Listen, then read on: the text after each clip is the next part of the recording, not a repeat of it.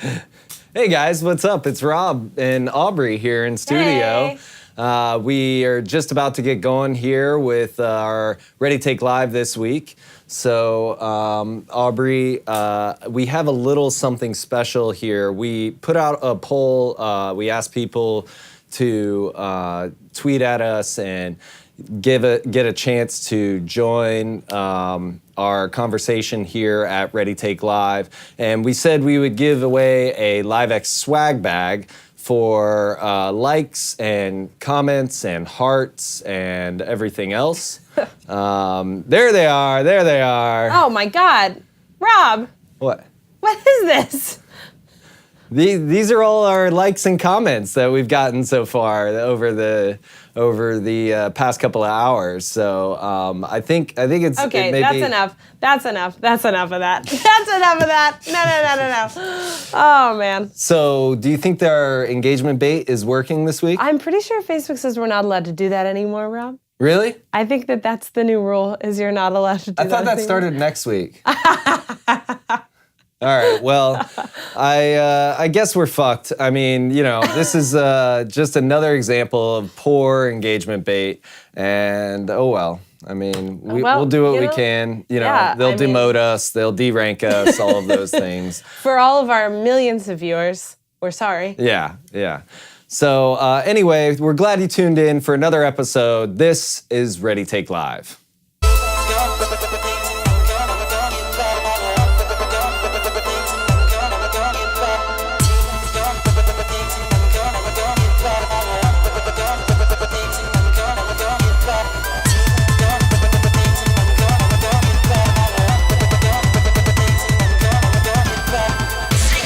Welcome back to Ready Take Live, where we give you the latest in tech news and entertainment centered around live video. We help you stay up to date on what's happening and help you bridge the gap between big budget broadcasts and live social streaming. We do this show every Friday from LiveX Studios in Midtown Manhattan, just west of Times Square. So get notified each week by subscribing to @LiveX Production, and we'll be sure to answer your questions in the comments with some help from our friends at Wowza. I have a talent view here from the Clearcaster where I can see your comments come in real time. Or tweet at us using the hashtag ReadyTakeLive @LiveX Production. And you can see your tweet live on air using our favorite social graphics platform, Tagboard. Tell us what you like, what you don't like, and the ideas you may have for future episodes. And for the best viewing experience, subscribe to our YouTube page to watch in 4K. But first, let's check out the latest in live news and entertainment, and welcome Aubrey Russell here in studio, Nick Nagurka in the control room, and our director, Nick McCosey, to find out what's going on. Hey!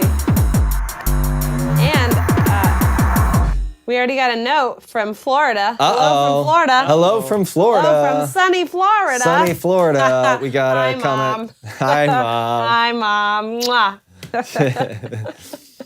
That's awesome. So yeah, we're gonna get right into it and kick it off with this week. Earlier this week we helped DJI with their Mavic Air launch right here in New York City.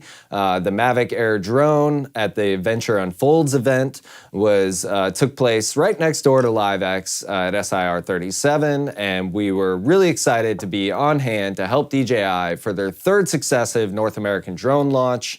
We also helped them with the Mavic Pro and the DJI Spark. The Mavic Air is priced at $799 and sits comfortably between the Mavic Pro Platinum at $1,099 and the DJI Spark, which is their smallest drone, at $399.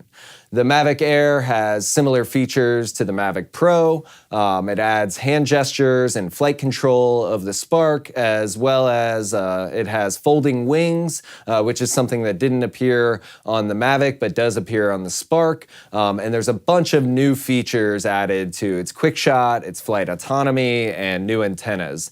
Nick McCosey, our director in the back, was on hand as well for that event. He was handling all the encoding, all the streams to all the Chinese servers, as well as the North American DJI Facebook page and YouTube page. So he really dug some of the new features and the new quick shot modes. So why don't you tell us a little bit about what you saw, Nick McCosey? Hey there. Yeah, Rob, I really thought the two of the coolest things I saw out of that new launch was the boomerang effect, actually now we've got the, hold on one sec. I just want to show you what we have there. That's the asteroid effect. So some really cool things that you could do automatically, turnkey, without anybody really thinking about it. You hit a button and you have these really dramatic, awesome effects that really it would take super seasoned remote operators probably several tries to do. And these things are just automatic. It was really sweet, a really cool. It's a really cool feature to add to a drone that's under $1,000. Yeah, no doubt. I mean, the innovation from DJI in taking over, to borrow a phrase from Dieter Bohn at The Verge, every inch of the drone market is what I saw in a tweet that he put out. It was pretty cool to see that they came out with something right in between because, the Spark, let's face it, it's a great way for people to get into drones and be the first drone, so to speak, but it is an HD camera. The Mavic Air has a 4K camera capable of 30 frames a second or HD at 120 frames. One of the coolest things about it is that it gives you 8 gigabytes of internal storage. So if you... oh, whoa, I didn't even know that. Yeah, so one of the big complaints in the past is a lot of people would forget their micro SD card. Yeah, exactly. I remember flying the Mavic Pro in our old office, actually, and putting the controls piece in our cell phone. Yep. And then trying to fly it in the office, which I don't recommend flying a drone in your office, especially the size of our old office. And it was a matter of I could take a couple pictures, but then of course I had a very small phone at the time, so it didn't hold much. But there's no memory on the actual drone, so I wasn't able to take a lot of video or do anything cool with it. So that's really good. Before you even put the card in, you already have 8 gigs. Yeah, I know that one of my good friends, one of my best friends that I grew up with back home, he's not really a video guy or anything like that, but he loves the Mavic Pro, the original one that he purchased when that came out, because he really enjoys flying around Florida and getting he lives on the water and it gets really nice shots of being out on his boat and it can follow and things of that nature. But he typically records to his phone. And he considers that his primary record because he's already lost it a couple of times and had to buy another one. Lost the drone itself. Yeah. That seems normal. Flying a drone over water is typically not a great idea. I'm picturing his shots very the opening of Bloodline, the Netflix series. Yes. Just over the Everglades, just these long, slow shots of the still water with an alligator. Yeah. Florida things. The coolest thing is the active tracking modes that they have, so it can follow you. One of the things that his son, who is about 5 years old, I forget, he loves running around the park while the drone is following him, and they get some great, that takes family footage, family video to a whole nother level. But the Mavic Pro is capable of 4K, so it can be used for certain professional applications. And now with the release of their Crystal Sky Wi-Fi monitor, they can get 4K HDMI out of that, and you could take that into a live production. So it's a good little piece of kit. So next week on Ready Take Live, we will have, just kidding, drone footage, but not in Manhattan. Yeah, so that's what we were up to earlier this week. And shout out to Rob. He was a huge part of that production. Rob directed that live stream of that show. Yep. And then a lot of our team. We got millions of views, millions of views. It was huge. It was huge. It was bigger than the Trump inauguration. Anyway, so there was a lot of great media on hand. Some used our stuff, some got their own. There's some really cool videos out there that go into more detail for those of you who are interested in learning about the Mavic Air. But speaking of live Xers doing some great work, our very own Aubrey Russell. What? She doesn't know this is coming, but our very own Aubrey Russell was featured on Good Morning America this past week. ClassPass, an NYC-based there we go. startup that We got offers some its audio members bleeding in. access to Can you over kill that? 8,500 gyms and studios, is the latest Yeah, company. so there she is. There she is. Yeah. There's our whole team comes up here. That's our whole team behind Jenny. That's Jenny. She's marvelous. Yep. She's the general manager for digital at ClassPass. But that was our whole team back there. Aw, Yeah. thanks for showing that, guys. Yeah, there it was. She's famous. She's famous. Just this side of my head. Yeah. Just well, this side. I mean, you were on Good Morning America. That's more than I could say for my career. I don't know what I've been doing with my life to not get on that show. But anyway. I'll pull some strings for you. So tell us, what was this for? Oh, we're gonna talk about it? Well, no, just a very brief. Just Okay. you know. We did a system integration for a company you saw called ClassPass, which is a live streaming fitness. Well, it's a fitness brand that operates in a lot of large cities, and in a little bit of time, I can't really tell you when, but in a relatively short amount of time, they'll be launching a live streaming platform where you can do live workouts at home. Very good, with very some good. great trainers. She had no idea I was going to spring that on her, so she handled it like a champ. Hats off to Aubrey Russell and the whole team at ClassPass for creating such an innovative product that Andy and Anna. It's an incredible team from Yep. Livex that we got there. Absolutely. So congrats to them. Also this week, we heard, I believe yesterday, that the Red Hydrogen 1 smartphone will be shipping in the summer of 2018. So this summer, the Red Hydrogen 1, which is a smartphone from Red Digital Cinema, it was announced last year with no estimated ship date, but a ton of pre-orders. I know myself, a lot of my friends pre-ordered it. They're excited about this modular smartphone that has a glasses-free holographic display. It's very innovative, and it was... Many believe the reason why Jim Gennard, the founder of Red, kind of stepped away from the Red digital imaging camera side of things about a year and a half ago, 2 years ago, to work in developing this new modular smartphone. Red is planning on adding a bunch of new features to its modular design, including camera and sensor upgrades, things of that nature. And so it will take the mobile journalism, mobile cinematography world to that next level. We're pretty pumped because on day one, our founder, Corey Banke, ordered one for LiveX to get a handle on it. So we should be getting ours as soon as they ship this summer.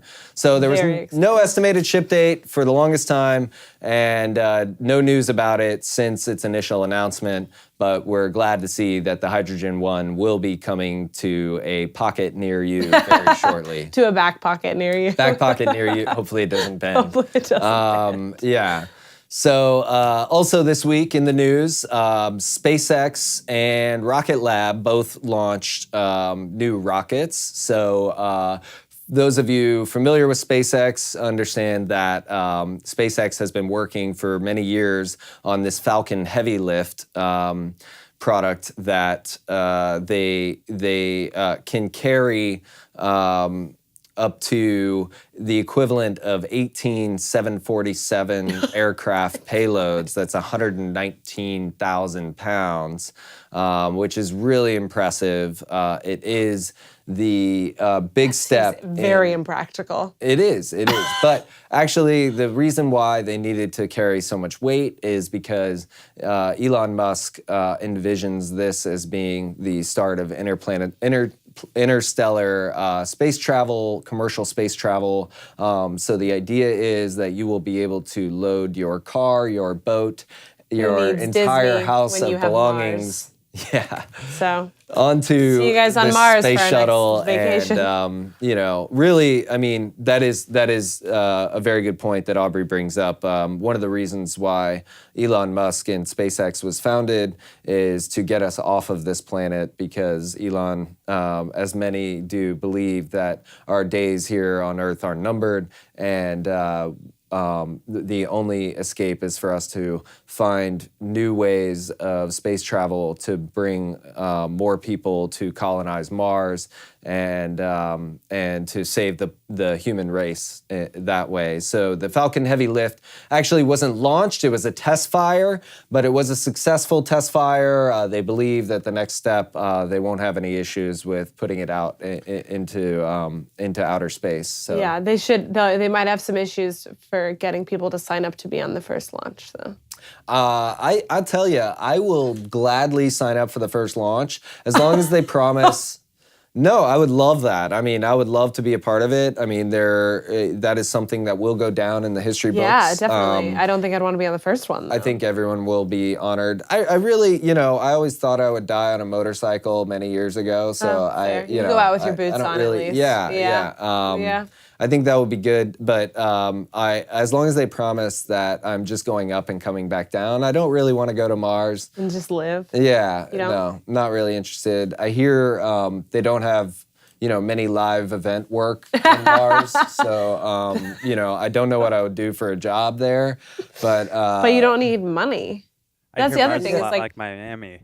What's hey, that? what'd you say, Girks? I said I hear Mars is a lot like Miami.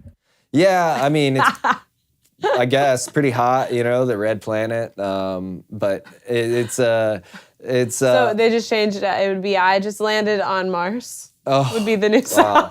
So those of you who don't know, one of my favorite songs of all time is by the Gutter Twins, and it's called Miami. And the key words they say is "I just landed in Miami," and they say that over and over again. Over and over and over again. Yeah. It's the most recognizable part of the song. I'll be in Miami next weekend. Yeah. All right, in other Rob bragging news.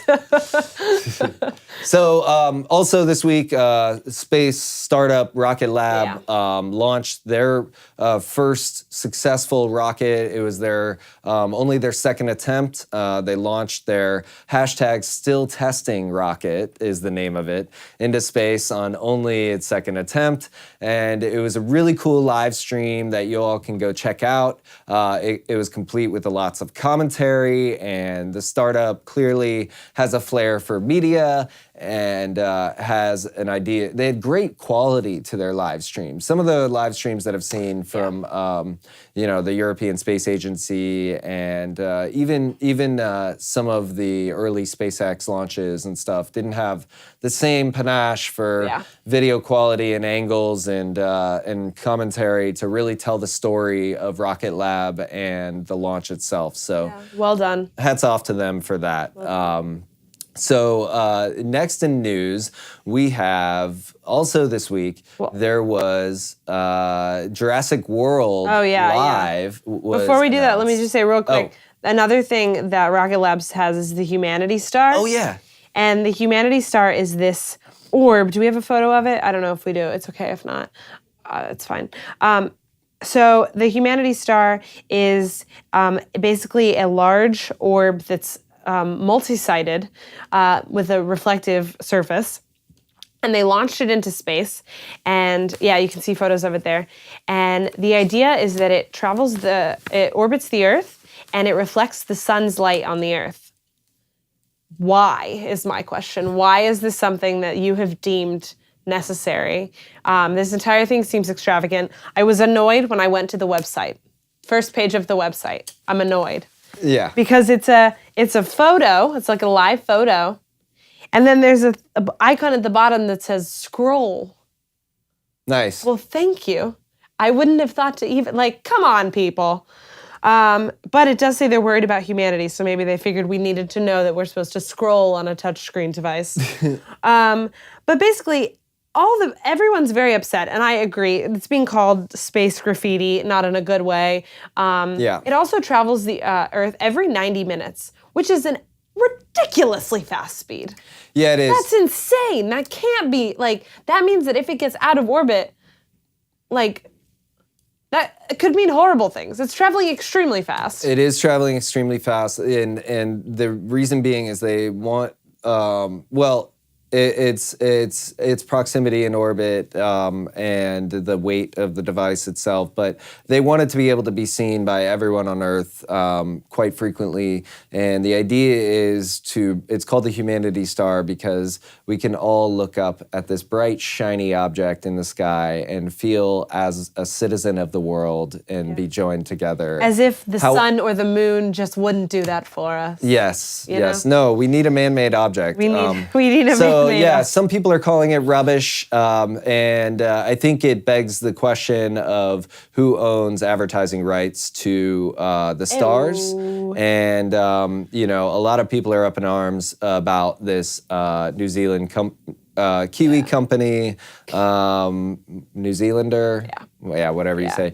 Anyway, Rocket Lab for launching this big hunk of metal into the Earth's atmosphere that doesn't actually do anything other than reflect light. I mean, there's a bunch of dead satellites. There's a bunch of like space junk, obviously, but this just seems, and I'm sure it's traveling just as fast. I'll be the first to admit my knowledge of space is not a large knowledge. It seems excessive. I have a large knowledge of space, but this just seems completely unnecessary and just like a glory project. Not even like it's called the Humanity Star because they wanted to call themselves humanitarians. Like it just doesn't seem very it doesn't seem as humanity focused. So those of you who want to see the Humanity Star, you can actually go to their website and they have a tracker of where this is and where you can view, at what time you can view, what time it'll be in view. It's currently in the middle of the Pacific Ocean, so nobody look outside right now. It's not going to be worth it. Yeah, but it'll be back. Yeah. And I don't know how it works and how shiny it is at night versus during the day. I guess,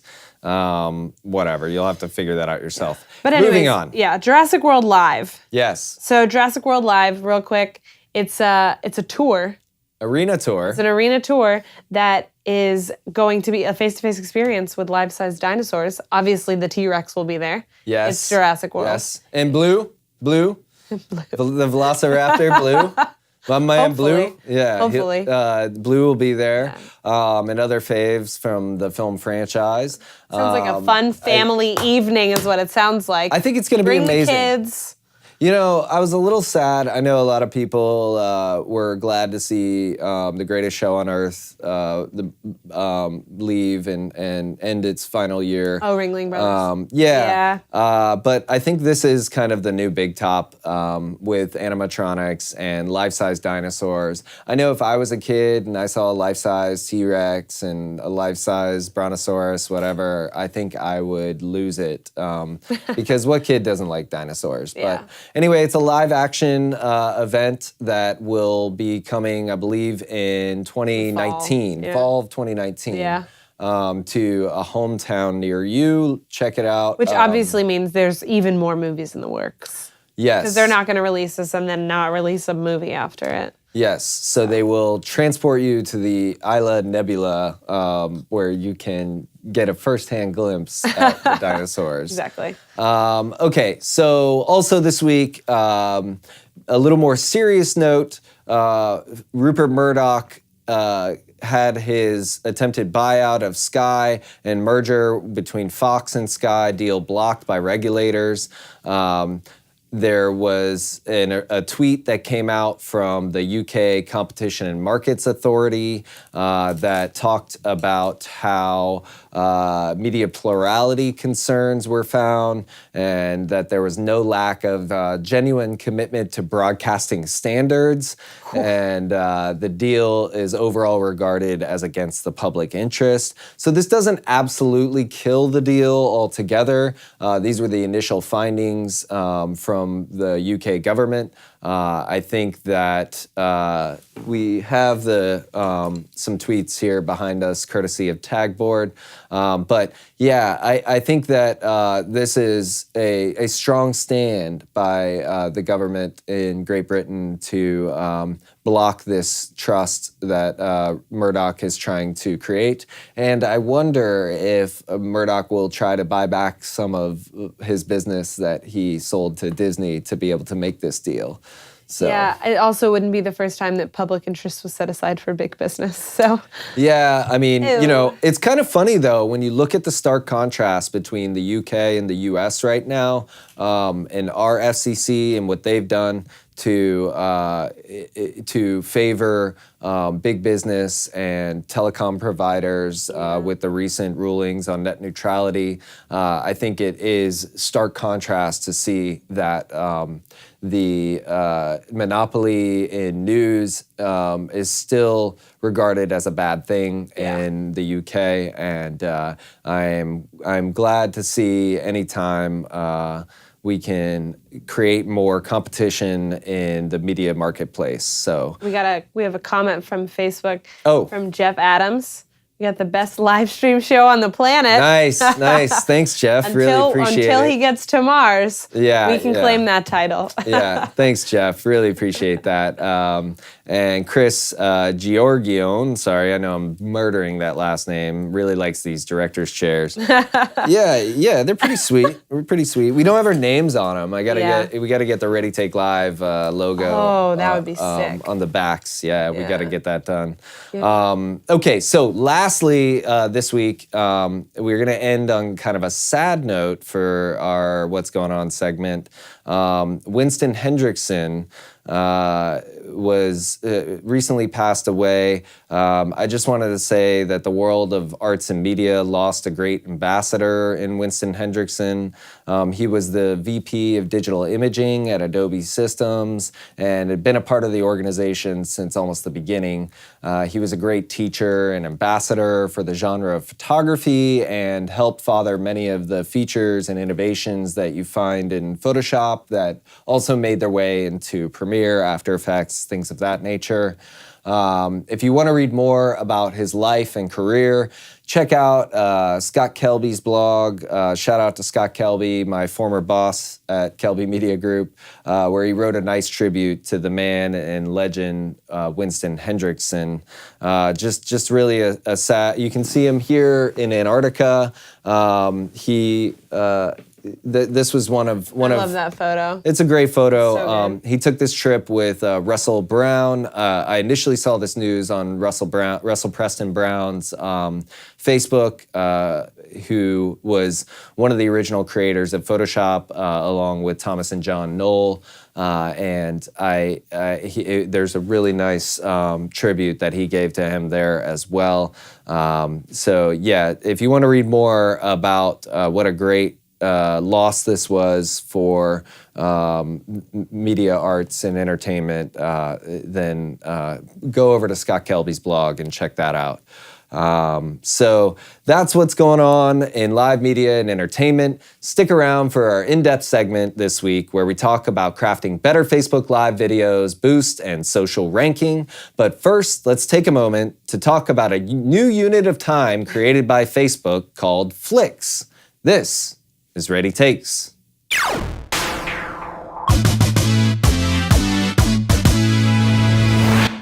Fresh out of the toaster. I mean, that animation and that stinger will never get old. Clara. Shout out to Clara Martin, our graphics designer, for all the great graphics that you see on Ready Take Live. And shout out to Nick Nagurka, our audio engineer, for the great choice in music. Ew, there he is. Yeah. All right, so for those of you who don't know, you must be living under a rock, but this week Facebook announced the development of a new unit of time called the Flick. And it was actually one guy at Facebook named Christopher Horvath who made the announcement on his personal Facebook page. This story made its rounds on all the major tech news channels, but I think there's a few things overlooked that I wanted to point out. First, let me tell you what a flick is, and then we'll talk about how crazy the unveiling of this went. So basically, a flick is a very small unit of time. It is 1/705,600,000th of a second exactly. One flick is 1 over 705.6 millionth of a second. This unit of time, which is slightly larger than a nanosecond and can be represented in quantities that represent exact single frame rate durations, such as 24 hertz, 25 hertz, 30 hertz, 48, 50, 60, and so on. And also the 1/1000th divisions of each, as well as audio sample rates, common audio sample rates. And Nick Nagurka, our audio engineer, was pretty excited about this. I will tell you before we get to that the let me just take a moment to read you. I have a little prop here from the GitHub itself. You can find all the source code for how he developed the flick and his motivation behind it. So Christopher Horvath says that when working, creating visual effects for film, television, and other media, it is common to run simulations or other time integrating processes which subdivide a single frame into a fixed integer number of subdivisions. It's handy to be able to accumulate these subdivisions to create an exact 1 frame and 1 second intervals for a variety of reasons. Knowing that you should never ever use floating point representations for accumulated or simulated time, lest your temporal accuracy degrade over time. The standard chrono time tools in C++ are ideal, and developers that are involved in video processing and encoding everywhere will be happy to know that they can use this new standard of time measurement in C++ by just typing in standard : chrono : flicks. Yeah. So it says the highest usable resolution, nanoseconds, doesn't evenly divide common film and media frame rates. And so that was the genesis of this unit of time. I Casual. think... Yeah. It's a casual creation. Yeah. So there were some very funny things that came out about this. The Royal Observatory, who actually governs all time, that handles Greenwich Mean Time, you'll see a tweet here, said, a new measurement of time? Well, Facebook should have run it by us first. Hashtag home of time. I thought that was the funniest thing that I saw that come out of this. Everyone had this on their news, so it was well-traveled. I don't want to belabor on all of the differences in that. Nick Nagurka, our audio engineer, wanted to say a few words about how this helps sync audio sample rates with video frame rates, which can be a little asynchronous at times, and create a more harmonious way of processing and delivering video and audio in sync. Yeah, I get to see this being really useful in DAWs such as like Pro Tools, where you have to deal with delay compensation with plugin processing, and then each plugin has its own inherent delay to do a process. And I could see that sometimes waveforms don't exactly line up sample-wise. So it's like you can divide things into milliseconds, but it doesn't always exactly line up with peaks and troughs in your waveforms. I think it could be really great, as well as in syncing audio with video. Yeah, absolutely. I mean, this time unit began as a technical question for the team at Oculus and the team at Facebook in general in late 2016. And Christopher Horvath and Dan Goldman, Pascal Pincosi, Simone Eves, Kearsley Higgins, Francisco De La Torre, Benji Fien, Eric Landros, Sebastian Sillen, among others, worked on creating this. And I think it's a very innovative way of doing it.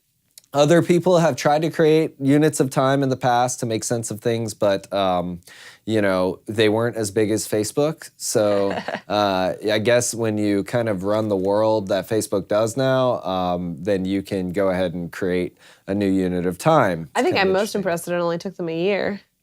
Yeah. That's extremely impressive. Well, I will say, so this gets to my next point about this. Because it was so well-traveled, you can go read about it almost anywhere if you really want to dig into the science and what this means for for helping better processing of video for 360 VR, which is how it came about through the Oculus project.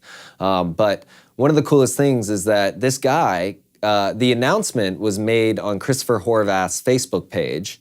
It was literally all these news sites just kind of casually at the end just linked to like, oh, and here's the GitHub and the announcement. And in the GitHub, he links to, he said, Christopher Horvath says, and here's the announcement we made about it. And it wasn't an announcement on Facebook's page, Facebook's business, Oculus, anything like that. It was literally a link to his personal Facebook page where he talks about, so I created a new unit of time, guys. And it had like, I don't know, 180 likes or something. Like, it was just like, he's just like a dude, right? Like he's not like some major celebrity or astronomer like Neil deGrasse Tyson or something. He just created this. Now, he does have a very interesting background. He was at ILM, Industrial Light and Magic, which has been responsible for creating some of the most innovative motion graphics and visual effects that you've seen all the way back to the original Star Wars. But he has since been working, he was working for Facebook's Story Studio. He actually won an Emmy Award for Dear Angelica, which was a VR 360 project that he did with Facebook Story Studio, and Facebook promptly shuttered the project after that and rolled him into the Oculus project. Pretty interesting there. I think there is another thing about NTSC that makes this kind of up for debate. A lot of people on his personal Facebook were complaining about it not working with NTSC because they're irrational numbers. And he says, I don't support 30, 1,000, 1 over 1,000, which neither of those are decimals are exactly equal to. I do support the decimals, though. So he it's just he a had picture some more, of like him holding a dog, like his Facebook. It's just like his normal Facebook page. Yeah. And everyone's saying that Facebook released this. Yeah, and Simon Eves, who is also a part of the project, says that your GitHub README says no, but he seems to think that it would work for NTSC. And Christopher Horvath actually said in a later comment on that thread, well, if it does, it was completely by accident, which I thought was hilarious. There was other really funny posts that he made on his own personal Facebook page, and you could see his like own close personal friends and his family and stuff were commenting on it. And I mean, a lot of people are giving him a lot of crap for him not supporting NTSC, but you know, it just goes to show that no unit of measurement in America is correct or accurate as they are in the rest of the world.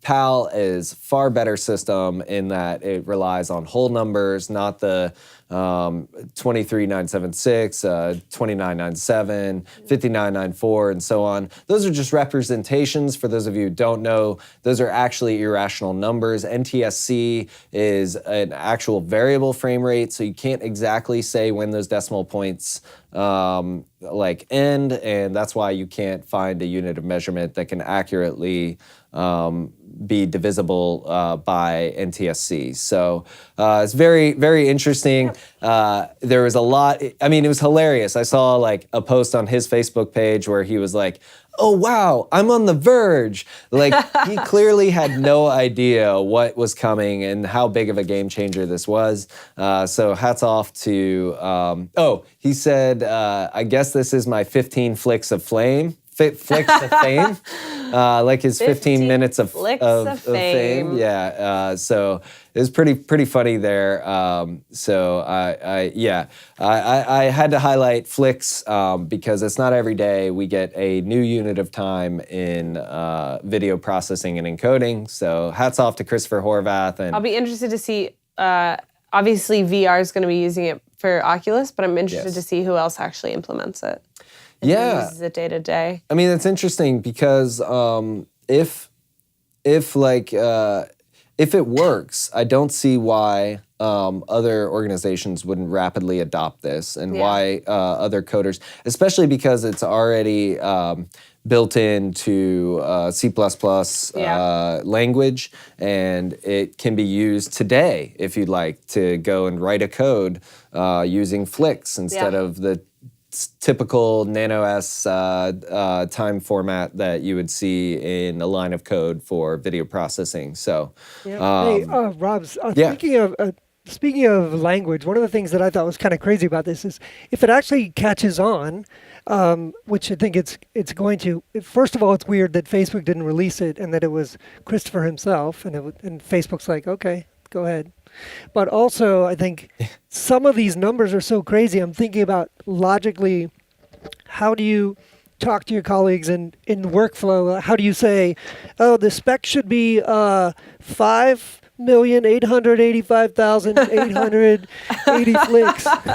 Yeah. So if we go back just a little bit there, it's pretty funny how this works. 24 flicks is actually 294,000. Scroll up just a little bit for me. We went past it just a little bit. I have some notes here in the prompter. Keep going. There we go. Yeah, there we go. So 24 frames per second is 2,940,000 flicks. 25 is 24,000 flicks. 30 frames per second is 23,520,000 flicks, and so on. So we will have to find some sort of to the power of flick. Can you imagine instead of saying like I'm going to see this this movie in 60 frames, you'll be like, no, I'm going to see this movie in 117,600,000 frames per second. Yeah. Flicks per second, excuse me. Yeah, so pretty interesting stuff. You can go over to GitHub and search Christopher Horvath and find his post there and read all about it, as well as steal the source code because he made it publicly available for everyone. Because he released it, not Facebook. He released it, not Just Facebook. There was no, even though everyone was dude. saying that there was an official, Facebook created a new unit of time, I've yet to see anything from Facebook on that. Yeah. Just Christopher Horvath. Yeah. So either he's really good at pulling the wool over everyone's eyes and impersonating somebody who works at Facebook, or this is actually a real thing. I think it's a real thing. So that's all we have for Ready Takes this week. And next we're going to talk about our boost and social ranking segment. Pretty excited about that because last week we got cut off. We ran out of time and couldn't talk about Facebook's engagement bait policy. So this week we're going to dig in a little more deeper into engagement bait and the new algorithms that were released in mid-December for Facebook videos in our in-depth segment, Facebook Flicks, Boosts, and Rankings. Bum, bum, bum. Bum, bum, bum, bum. So for Facebook videos, intent and repeat viewership matter. That's what you need to know. That's the biggest takeaway that you can have from this episode and our in-depth segment on Facebook ranking. So essentially, Facebook released a newsfeed algorithm update in mid-December, which will give preference to videos where people are proactively searching for and returning to Facebook to watch. This is broken out into two factors. One is intent, where if people are going out of their way to search for your video content, as I hope you did to find Ready Take Live today. Oh. Hang on, I got a comment coming in from Jeff Adams. What is Rob drinking? Whiskey in a coffee cup? I tell you what, Jeff, I am normally drinking whiskey on this set, but today I'm actually drinking coffee because I was a little tired before we started this episode, and so I decided to get with some of the brown stuff instead of the good brown stuff. So yeah, that's what I got in my coffee cup today. But don't you worry, I do have a nice bottle of Woodford Rye waiting just outside the studio there for Aubrey and I and Makosi Nagurka to dig into since we get off set here. So back to Facebook ranks. So intent. If people are going out of their way to find your video content through Facebook search or going directly to your page to view your videos, then you'll receive greater distribution and reach more people. I think, first of all, that is kind of BS in a sense, because Facebook has done everything it can to kill what it calls organic reach. I have read all sorts of data all over the place about this. I really geek out on Facebook's algorithms, and some estimates are on a Facebook post or video content, you will only reach about 5 or 6% of your actual page followers. Exactly, because they only put certain things in everyone's timeline. Yeah. And they basically have made it so you have to pay to play, in a sense. And you can't even reach the people who follow your page. That shouldn't stop you from following at LiveX Production and getting, and checking back often for Ready We Take want Live you to be episodes. part of the 5%. Yeah. So intent is one of those things. So if you check back on at LiveX Productions Facebook page and Instagram, you will see our shows more often, apparently, according to Facebook, and also repeat viewership. So well, before we go away from intent really quick, I think it's funny that they put so much weight on that. First of all, because they're not showing it to everyone who likes your page or follows your page. But also because if I am looking at a new production company or looking at a new media company, anything, I'm going to Google them. I'm not going to search for them on Facebook. I'm going to Google them and go to their website. My initial reaction is not going to be, I should follow them on Facebook.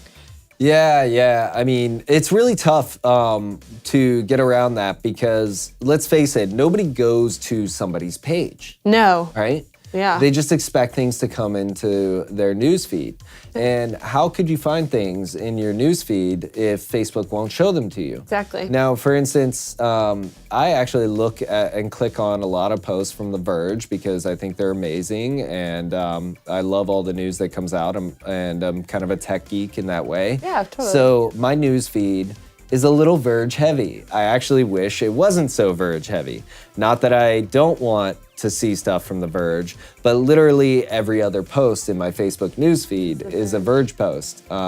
Whereas, I would love to see some news from other people that I like to follow, like TechCrunch and CNET and other things. Well, it's no wonder all these companies are having to put out massive amounts of blog posts and videos and everything, because if they're only reaching 5% of the people every time they post something, they have to keep posting so they get a different, try to get a different group of people every time. They really have a mass, just also we're consuming a lot more at the same time, but it's the idea that if we're not going to reach everyone every time, we just got to keep pushing it out so that we'll reach more people at least. Yeah, and I think that's kind of antithetical to Facebook's algorithms, in that what they really want you to do is to have consistent product. And so if you try to find new ways to break the algorithm, then it actually counts against you. Yeah. Which is very interesting, because for the longest time, what we've been trying to do with our clients and other things is how do we reach more people? How do, whatever. Maybe if we did something really innovative, then we could do it. But it's actually about consistency for them. So what they want is, that's why they're also touting Facebook Watch and Facebook Shows quite heavily, which we hope to be on soon. Fingers hey, crossed. Watch. Hey, Facebook Watch, hit us up. Woo! Yeah, please. We'd call you back. We'd call you back. Yeah, we will. Absolutely. So the other thing that this algorithm update is doing is valuing repeat viewership. So if people are watching your videos from the same publisher frequently, then that publisher's videos will get preference in the newsfeed, making it easier for new people to discover that content. One of the things that we have seen is that regardless of what you put out there, it is a good idea to boost or create an ad, even if it's $4 or $5 or something of that nature, because it will give you the opportunity to reach more of your followers and people new to your content.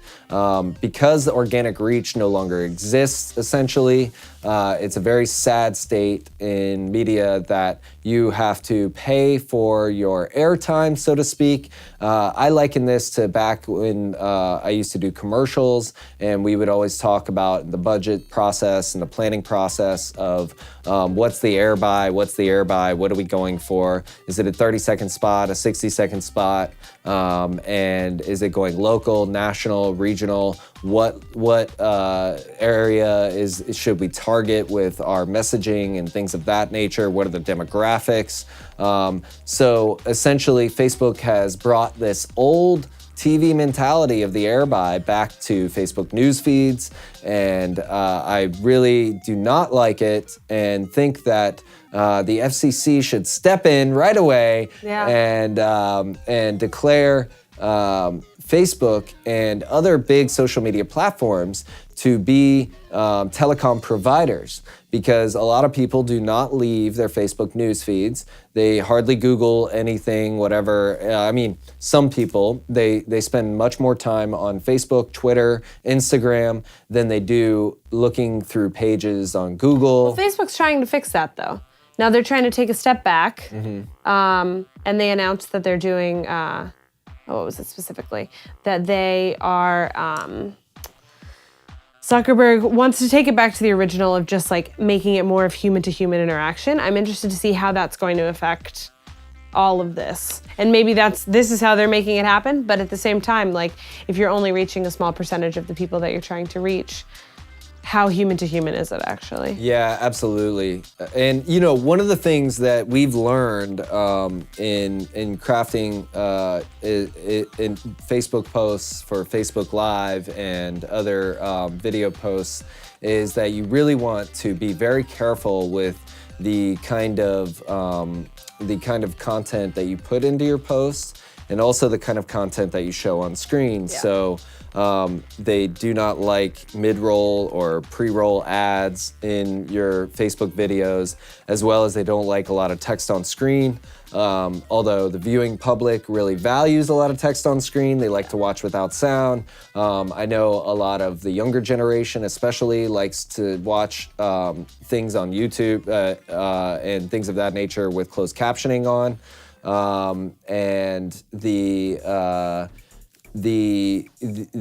main thing the best things you can do for crafting better Facebook Live videos is to open on like a wide shot with some people moving around or whatever. Don't hold on a slate, and also make sure you don't try to bait people into liking and sharing your posts. Yeah. They very much, we heard from Facebook directly that they highly recommend us having humans on instead of a slate, saying coming up in a certain amount of time, set up a wide shot and or even just have a shot of your talent getting ready, something that people see that a human is going to be on screen. They're more likely to keep the page open and watch. Yeah, so that's a great tip for those of you who are trying to figure out how to better rank in your Facebook news feeds for Facebook Live videos. And we've been dinged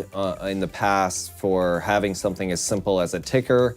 They wouldn't allow us to boost a major artist's video that we did right here in the studio on Facebook Live because there was a ticker with a scrolling announcement. They said there was too much text in this video, and it wasn't even a change. The announcement just said like live announcement, didn't it? Right. It just had the same like 2 or 3 words over and over on the ticker. Right? It did. It said it was an album release, and it said the date of the album release and the name of the album. That was That's it. Yeah. And they said there was too much text to allow it to be boosted. And they missed out on a lot of money because of that. Because I think the record label was willing to throw a ton of money behind getting that post out to a bunch of people. So what they had to do was kind of share a link and then boost that. It's a big mess when you get blocked by Facebook boost algorithms. I will say another thing about boost is that in general, it is not, for most people, it is not the best idea to boost your posts. Rather, it is a better idea to go into Ads Manager and create an ad from an existing post. A lot of people think Ads Manager is just to create a new post, but you can actually create an ad from an existing post and keep all of your view count and likes and things of that nature in Ads Manager. The big thing that you get over just doing a boost is in both you can limit the demographic of who you want to see your post and what their interests are, but the big difference between Ads Manager and Boost is you can set an intent, an objective. Sorry, it's called an objective. I'm on this intent thing, but you can set an objective. So if your objective is to get click-throughs, you can set that as an objective. If your objective is to get just traffic, you can set that as an objective. And apparently Facebook has worked out some way of making that happen for you. I'm sure through a Ads different call to action happens when your post scrolls. It probably is just the answer of Yeah. when you click on it, it either takes you to the page that posted it or it takes you to the video popping up. So it's a click through, you'd get the view on your page. Popping up would just get the view on the video. I'm sure that there's... Yeah, I mean, there's a big debate about this, and I see a lot of social media managers and gurus out there on YouTube and other things really touting Ads Manager over Boost. I personally believe that Boost is the better fit for live video. If it's pre-recorded content, then I think you can go ahead and create an ad from it. But I really do not like the way Facebook presents ads created with Ad Manager in the news feed. Yeah. So it does treat the view of it a little differently. It doesn't just look like a post. Yeah. It looks like an ad. And, you know, for some people in their content, that may be okay. But for anyone in media who is just trying to get people to experience what they're putting out, I think Boost is still a very good way. And hopefully they open it up beyond the Boost review process that takes forever on a live video, and I hope they also allow you to boost actual live videos. Right now, currently, you know, if you boost a live video after it's live, which is the only way to do it, it can take roughly 6 to 12 hours for the Boost review process to allow that boost to go through, to allow it to officially start boosting. So it's kind of disappointing that they still have that in place. But I wonder if at Facebook, if the employees who make up the team for boosting calls themselves like the Booster Club or something. Yeah. Well, unfortunately, there is no team. So that's another thing that... Well, maybe you should get a Booster Club, Facebook. Yeah. So lastly, this week in our in-depth segment, I want to talk about engagement bait because we did get cut off last week in dealing with engagement bait. I just want to read a little bit of the post that was put out on Facebook. It's called Newsfeed FYI, Fighting Engagement Bait on Facebook. They say that people have told us they dislike spammy posts on Facebook that goad them into interacting with likes, shares, and comments and other actions. To help us foster more authentic engagement, teams at Facebook have reviewed and categorized hundreds of thousands of posts to inform machine learning models that can detect different types of engagement bait. So, what that does is it leads them to demote posts that go against one of their key newsfeed values, which is authenticity.